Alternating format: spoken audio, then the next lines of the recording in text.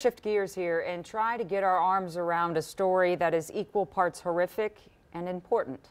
The death of Washington Post journalist Jamal Khashoggi.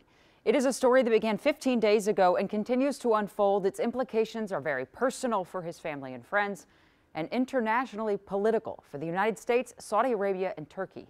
Here's what we know so far. Jamal Khashoggi was a 59-year-old Saudi man who left that country in 2016. A journalist described as intent on reporting truth in government, Jamal came to the U.S. and settled in Virginia. He was a legal resident of this country, and when he went missing, he was a reporter for the Washington Post.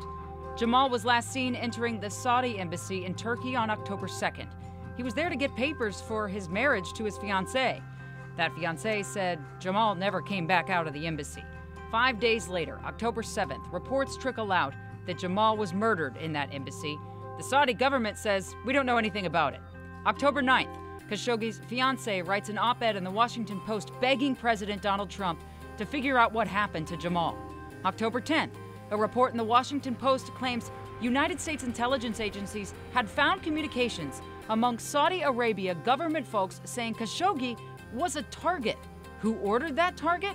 According to the Post reporting, the de facto leader of Saudi Arabia, Prince Mohammed bin Salman. October 14th, President Trump tells 60 Minutes he will get to the bottom of what happened to Jamal and there will be punishment. The very next day, just this past Monday, Trump said he spoke with the King of Saudi Arabia and the King denied knowing anything about what happened. Trump then suggests maybe it was some rogue killers. Just yesterday, Secretary of State Mike Pompeo is sent to start asking questions in Turkey and in Saudi Arabia. The Saudis tell Pompeo they don't know anything. So what else do we know? Well, Turkey released these passport IDs claiming these are the people that killed Khashoggi.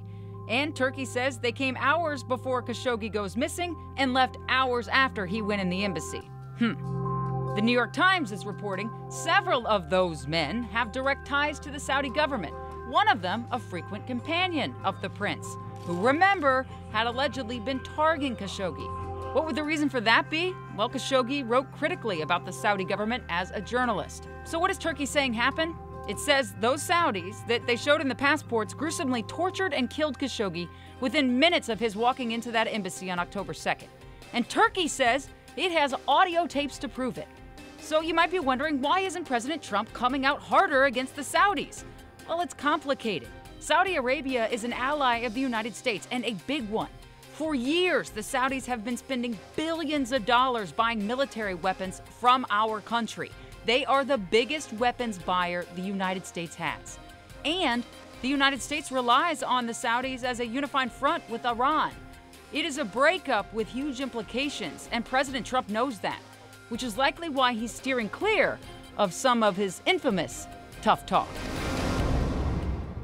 But the president is still getting tough questions on this. Today, he was asked, why isn't the FBI investigating?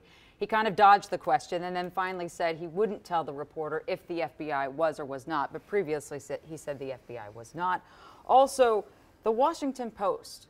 Tomorrow morning, you're going to see something in the Washington Post, and it is from that journalist who is likely dead. It is his last article that he ever wrote, and that article was critical of the Saudi government's treatment of journalists.